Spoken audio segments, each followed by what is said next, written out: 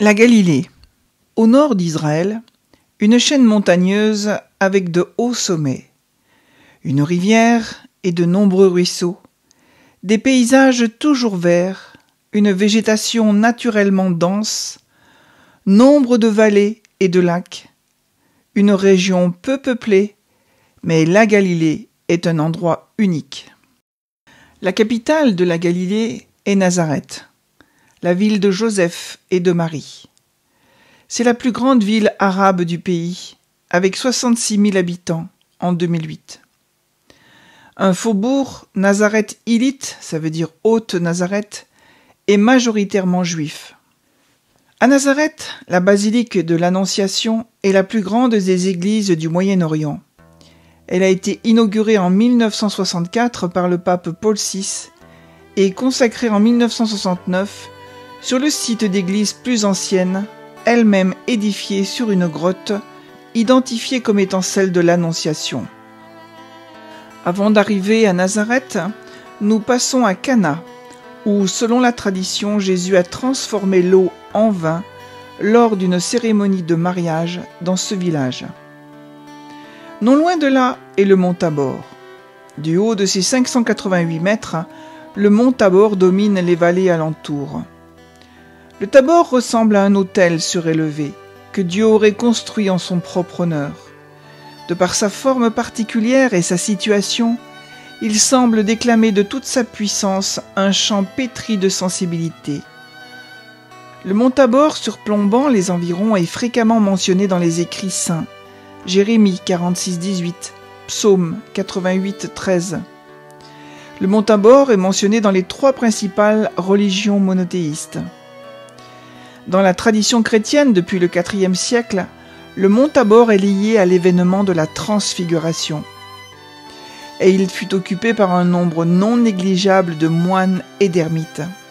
La route sinueuse nous amène à l'église qui surplombe le mont Tabor, d'où nous avons un magnifique point de vue surplombant la vallée de Yisraël. Cette vallée est le lieu d'importantes implantations humaines, anciennes et modernes. L'ancienne ville de Megiddo se situe dans le sud-ouest de la vallée. La plus grande ville moderne est la ville de Hafoula, aussi appelée capitale de la vallée. La vallée de Yisraël est pour les chrétiens le site de la future bataille de l'Armageddon. Le lac de Tibériade, qu'on appelle aussi mer de Galilée, lac de Kinéret ou encore lac de Génézareth. C'est un lac d'eau douce d'une superficie de 160 km², situé à plus de 200 mètres au-dessous du niveau de la mer. Il est traversé par le fleuve le Jourdain. Riche en poissons, il est réputé pour ses tempêtes violentes à cause des différences de température avec les hauteurs environnantes. Le lac a une grande importance pour les chrétiens. C'est sur ses rives, dont les collines boisées et les petites plaines fertiles abritaient de nombreux villages de pêcheurs et d'agriculteurs, que de nombreux épisodes de la vie de Jésus, rapportés dans les évangiles, ont eu lieu. La tempête apaisée, la pêche miraculeuse, la dernière apparition aux disciples alors que Jésus était ressuscité. Le lac est un lieu de pèlerinage chrétien. Bethsaïde, ancienne cité, sur la rive nord du lac, près de Capharnaüm. Capharnaüm, ancienne cité, dont le nom dérive de l'hébreu Kfar, village, et Naoum, compassion, consolation. C'est dans cette ville que Jésus est venu prêcher et où il guérit l'esclave du centurion. Nous y voyons les vestiges d'une église octogonale et d'une synagogue monumentale du IIIe siècle. Capharnaüm. Ce mot est surtout utilisé pour qualifier un lieu de grande pagaille, renfermant beaucoup d'objets entassés pêle-mêle, un endroit en désordre. Ce sens, uniquement utilisé en français, signifie en fait que Capharnaüm était une grande ville de commerce.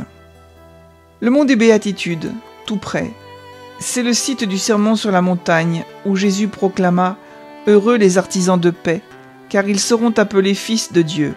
L'église des Béatitudes commémore cet événement. Corcy, le lieu du miracle de la guérison par le Christ d'un ou 2 hommes possédés par des démons. Yardénite, à l'extrême sud du lac, là où les eaux reconstituent le Jourdain. Aujourd'hui, des pèlerins s'y rendent pour s'y faire baptiser. Tabqa est un site situé sur la rive nord-ouest de la mer de Galilée. La tradition biblique y localise le miracle de la multiplication des pains. Une église marque l'endroit aujourd'hui avec de grandes mosaïques. C'est aussi à Tabqa que le Christ apparut ressuscité à Pierre et à 6 autres disciples, tel que raconté dans Jean 21, 1-23, de la pêche miraculeuse. Jusqu'en 1948, il s'y trouvait un village palestinien. L'église de la Primauté de Pierre, située sur le versant nord-ouest du lac de Tibériade, construite en 1933, à l'endroit où le Christ confia à l'apôtre Pierre la garde de son église. Les falaises du mont Arbel offrent l'un des meilleurs points d'observation sur l'ensemble du pays. Tibériade, avec Nazareth, Tibériade sont les 2 grandes villes de la Galilée. La ville borde le lac de Tibériade, ce qui en fait aujourd'hui une station balnéaire réputée pour ses sources chaudes et thérapeutiques. Il pleut moins de 50 jours par an et il fait en moyenne 20 degrés en hiver. La ville offre également un patrimoine historique important. Après la destruction du temple de Jérusalem, le foyer de la vie spirituelle juive se transporte vers le nord et Tibériade devient alors la capitale d'Israël et le centre des études rabbiniques. Le mont Carmel est depuis la nuit des temps le symbole de la beauté. Le mont Carmel n'est pas vraiment élevé, il atteint environ 546 mètres au-dessus du niveau de la mer. Étant proche de la mer, le mont Carmel reçoit de grandes quantités de pluie et permet une riche végétation méditerranéenne. La région du mont Carmel a été occupée de façon continue par l'homme sur des milliers d'années. Le paysage humain est aujourd'hui tout aussi fascinant. Les habitants du Carmel sont des juifs, des druzes, des chrétiens, des musulmans, des bahaïs et des ahmadis. Et sur les pentes nord-ouest du Carmel s'étend la ville de Haïfa qui s'ouvre sur la Méditerranée et domine la baie. C'est un des plus grands ports d'Israël aujourd'hui. La ville d'Haïfa a préservé les marques de la période de la colonie allemande des Templiers qui s'étaient installés là au XIXe siècle et avait construit de jolies maisons de pierre. Prière à Notre-Dame du Mont Carmel. Ô la plus belle fleur du Mont Carmel, vigne féconde, splendeur du ciel, Sainte Mère du Fils de Dieu, Vierge Immaculée, aidez-moi dans ma nécessité. Ô étoile de la mer, aidez-moi et montrez-moi que vous êtes ma mère. Ô Sainte Marie, Mère de Dieu, Reine du ciel et de la terre, je vous supplie humblement, du fond de mon cœur, de me secourir dans ma nécessité. Il n'y a rien qui ne puisse résister à votre puissance. Fleur du Carmel, vigne fleurie, beauté du ciel, Vierge féconde, Mère douce et toute pure, étoile de la mer, donnez-nous un signe de votre maternelle protection. Fleur du Carmel, vigne fleurie, beauté du ciel, ô Marie conçue sans péché, priez pour nous qui avons recours à vous.